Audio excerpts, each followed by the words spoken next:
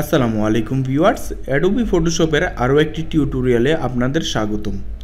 আজকের টিউটোরিয়ালে আমি আপনাদের দেখাবো একটি সাদা কালো সিলকে আপনি কিভাবে খুব সহজে রঙিন সিলে পরিণত করতে পারেন। সেটি করতে হলে প্রথমে আমি যে সিলটিকে রঙিন করব সেই সিলটিকে ইলেকট্রিক্যাল মার্কুই টুলসটি দ্বারা সিলেক্ট করে নিব। তারপর আমি উপরে মেনুবার থেকে চলে যাব সিলেক্ট কালার রেঞ্জ।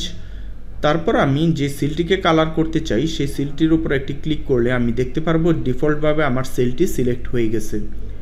তারপর আমি ওকে করে দিলেই দেখতে পারবো যে আমার সিলের যে লেখাগুলো সেই লেখাগুলো টেক্সটগুলো সবগুলো সিলেক্ট হয়ে গেছে।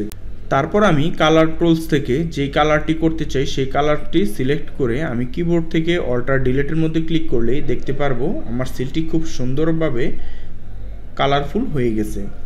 তো ভিউয়ার্স, এ ছিল আমাদের আজকের ভিডিও। পরবর্তী ভিডিও পেতে এখনই আমাদের ইউটিউব চ্যানেলটিকে সাবস্ক্রাইব করে আপনি যদি ফেসবুক থেকে দেখে থাকেন অবশ্যই পেজটিকে ফলো করার জন্য অনুরোধ রইল।